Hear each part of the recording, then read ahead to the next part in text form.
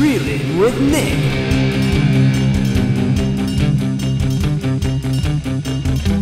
Reelin with Nick. Welcome to Reelin with Nick.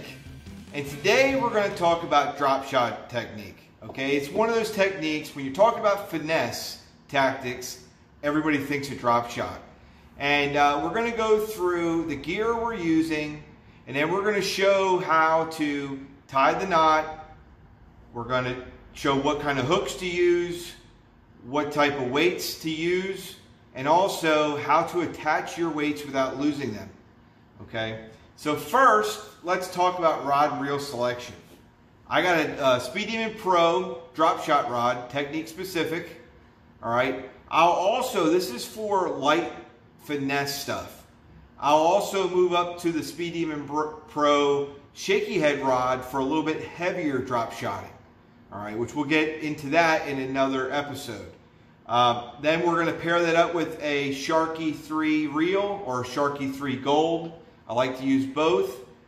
We're going to use KastKing Pro braid. This is 10-pound test to about a 10 to 12 foot covert fluorocarbon line leader. All right. Now, when we're talking hooks, there's three types of hooks. You have a regular octopus or drop shot hook. You'll have a straight shank drop shot hook, and you'll have an offset drop shot hook. Depending on what bait you're throwing, if you want a weedless, if you're using a longer worm, whatever you're throwing there. Okay, so now we want to attach a hook onto our line. And it's very, very simple. I use the Palomar Knot to do so.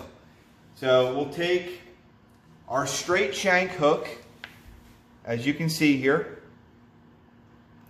We're going to leave plenty of line. So here's my tag end.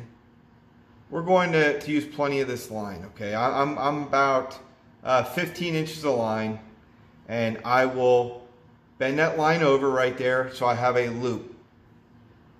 About 15 inches up. You can change, if you're in deeper water, you might have to go to a longer leader, okay? Some people use longer leaders. We're going to put that loop through the hole, through the top end of the hook. You can see we're going through the top end of the hook. All right. Then we're going to pull that out. We are going to wrap the line just like this through the loop that we created and bring our original loop over the hook just like so. And you'd want to wet it, but for demonstration, we're just getting it done, okay? Now, one of the most important things with this knot, okay, very, very important part of the knot here. What we're going to do is we're going to take the tag end, okay, so we have our tag end right here. We are going to put the tag end back down through the top of the hook hole. All right, and what that's going to do is now when we pull our line, as you can see, it's a heavier hook, but if we pull our line, the hook's standing straight up. Okay, it's going to help with hook sets, and it's also going to help with the technique part of it. So your worm or whatever you're using looks natural.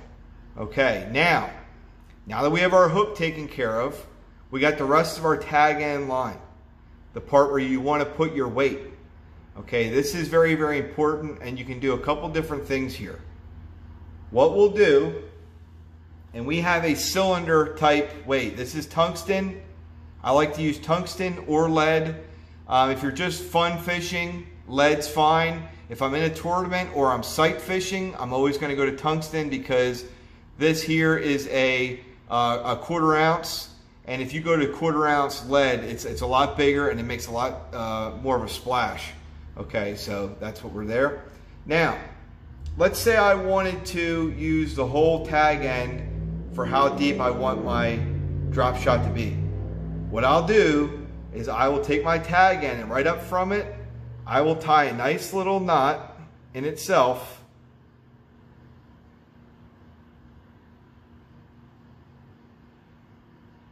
just like that. With a nice little knot there. Nothing special, just a nice little knot. And what I'll do then is I'll take my drop shot, the opening of the drop shot there that goes into, and then we'll put it right down on that knot. And now, because we have that knot there,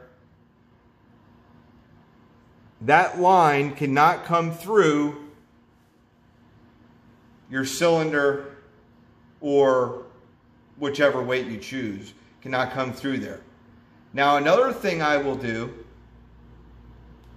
is I'll actually make a couple knots. So let's say I'm not sure how long I want my leader. I'll actually go up further in that line, that's my tag end, and I'll make a knot. I'll take my cylinder, I'll bring it down through, okay. I'll come up to that first knot, and now I have a shorter leader, or I have a shorter drop shot, but I still have that extra tag end. Okay, I'm leaving that hooked up because the only thing it's going to do is as this is bouncing along the bottom, that line's just going to flutter behind it. It's not causing any problems. Fish won't see it, nothing like that. But if I want to make it longer, then all I got to do is unattach, bring it back down to the bottom knot,